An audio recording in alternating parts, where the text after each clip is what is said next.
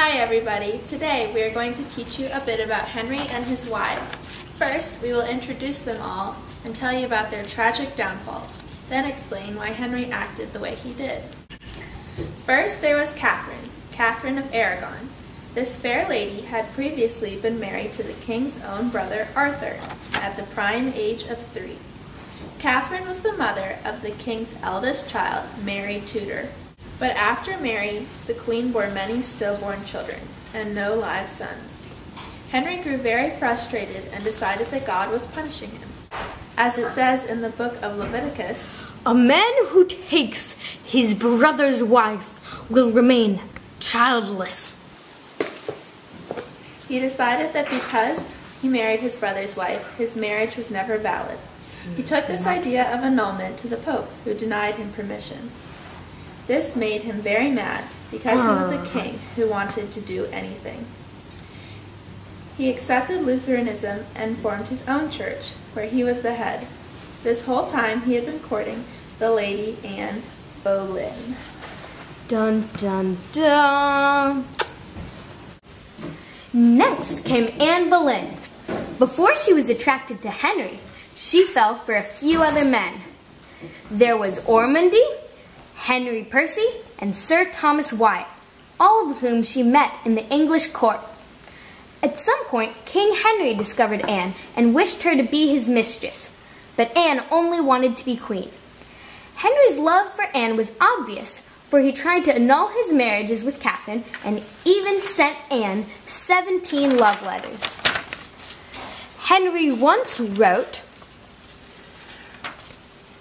I assure you, all the good in this world could not counterpoise for my satisfaction the knowledge and certainty thereof, wherefore, good sweetheart, continue the same, not only in this, but in all your doings hereafter.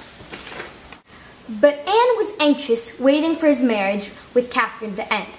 Finally, on May 23rd, the Archbishop claimed that Henry's previous marriage was invalid. Yay! And Henry was finally free to marry Anne.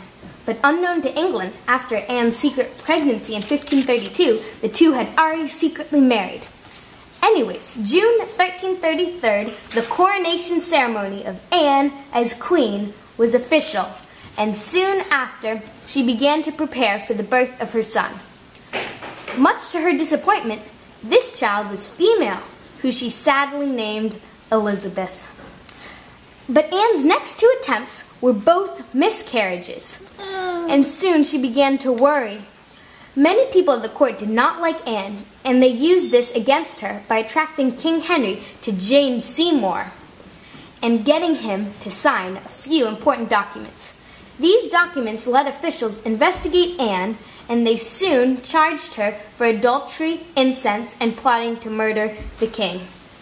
There is little reason to believe that any of these charges had any truth, and poor Anne denied every single one of them in court. No! But she was declared guilty and sentenced to execution. It was obvious that the real reason she was killed was her inability to produce a male heir for the king.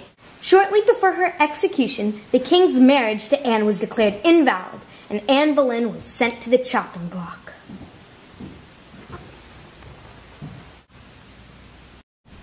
Instead of being sad after beheading his wife, Anne, Henry married again. Yay! This time to Lady Jane Seymour.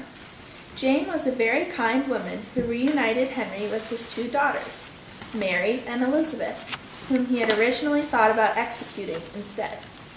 Jane had Henry bring them to court and was a very loving stepmother to the 2, especially Mary.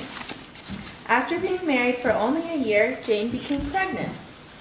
During labor, Jane fell very ill, and the doctors were sure that either Jane or the baby would be lost. When confronted with the issue, Henry said, "Well, if I cannot save both, at least let the child live. I can find a few more wives somewhere else." Jane gave birth to the son Henry had so long for desired, but fell extremely ill and died of childbed fever, just as Henry's mother had done before, because he didn't have enough care for her to get proper physicians. She had given him a child and a son, and that was all he wanted. Yay! Jane was never able to be crowned the official Queen of England because she grew pregnant too soon and died before her coronation. For once, Henry did not engage with other women before the death of his wife. Henry may have actually felt a tinge of remorse that Jane didn't survive. Aww. But Henry's marriage broker, Thomas Cromwell, advised him to remarry, this time for political gain. Anne of Cleves was a princess of Germany who was also a Protestant. This was critical because Henry wanted to gain Protestant support in case the Holy Roman Empire and France rallied against him. She also acted as a barrier between England and the Holy Roman Empire. Henry had only seen portraits of her before agreeing to the marriage. The two did not get along well from the start. After seeing her, Henry remarked, "She looks like a Flanders mare. She's thin, unattractive, and gives off evil smells. Also, she spoke little else than German. Wiener Schnitzel." So she and Henry had trouble communicating. Henry did not want to go on with the wedding, but had no choice. The 6 short months they were married, Anne spent enjoying her privileges as queen, even though Henry would have little to do with her. Knowing that Henry didn't like her, she soon began to fear for her life. Oh no! Understandably. When Henry found a loophole in the marriage agreement and asked Anne to accept the annulment, she agreed. Henry was thankful for this simplicity and therefore offered her a severance gift of estates, manors, and a place in court. Henry already had his eye on his next wife. Henry's 5th wife was Catherine Howard, who he married just 15 days after his previous annulment. Catherine was only 19 when she married Henry, who was 49 at the time. Catherine was the first cousin of Anne Boleyn, and she was very vivacious and loving.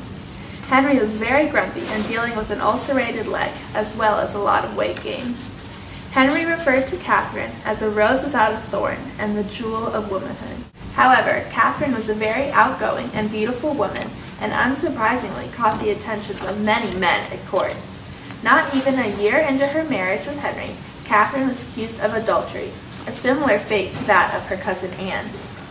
Catherine was brought to the Tower of London in February of 1542 and questioned along with 2 of her lovers, Thomas Culpeper and Francis Derham. The king ordered the bolt to be dragged through the city of London, flogged, and quartered. Catherine was later executed on February 13th of 1542, but before her execution, in her final words, Catherine stated, "I die as queen, but I would rather die as the wife of Culpeper." Catherine Parr was a well-educated woman and twice widowed, who was quite sensible, which makes one wonder why she chose to marry Henry. After her second husband died, Catherine soon fell in love with Thomas Seymour, but was asked for her hand in marriage by King Henry. She felt like it was her duty to take this offer, and so she became King Henry's 6th and last wife. At last the perfect queen, Anne was well liked by all of England and the court, and helped raise Henry's forgotten children, Mary, Elizabeth, and Edward. She nursed Henry, danced well, and could speak fluently with ambassadors for many countries. Most of all, Catherine was a devout Protestant and raised her children this way. She wrote multiple books on prayer and tried to reform the faith of England, which made her an enemy of some of the conservatives in court who plotted to arrest her, but failed. Henry loved this wife very much and granted her a colossal sum of money on his deathbed. But instead of raising the young King Edward, Catherine left the court and secretly married her past suitor, Tom Seymour. She then went on to live a complicated life, but at least it was one without Henry. Yay! So, now we must ask, what caused old Henry to behave so viciously towards his lovely, innocent wives? History shows that Henry started out as a handsome young gentleman who enjoyed sports and music and was devoted to the welfare of his country. But by the end of his life, Henry was paranoid, binged on quality food until he weighed over 300 pounds, and killed off anyone who tried to get in the way of his power. The obvious motive is that Henry wanted many male heirs to protect the tradition of his kingdom. But a recent study shows that science may have played a large role in the deterioration of King Henry VIII. Henry may have carried a rare Kell antigen in his blood. This antigen caused him to be a very poor reproductive match with any female who did not possess this antigen, which was all of his wives. In the mother's womb, Kell antibodies that she produced often attacked the Kell-positive fetus.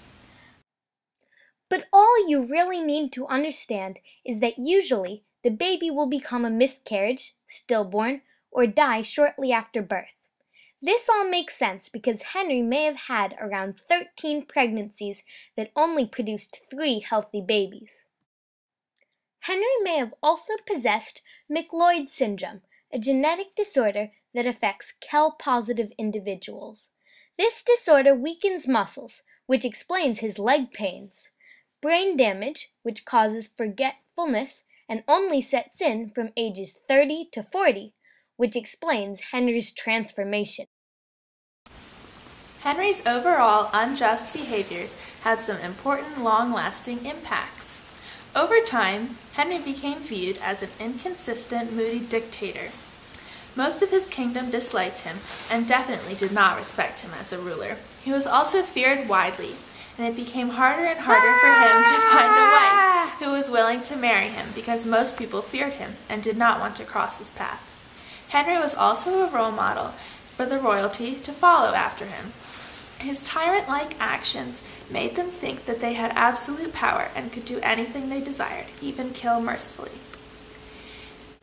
Another result of Henry's behavior was switching of England's religion. By divorcing Catherine of Aragon, Henry converted his country from Catholicism to Protestantism. Since his offspring had been raised differently, England's religion kept changing. Under Mary, only Catholicism was allowed. And again, then Elizabeth converted it back to Protestantism and later to Anglicanism. That's all for this time. We hoped you learned a lot about the unjust treatment of Henry's wives and the effect that had on society.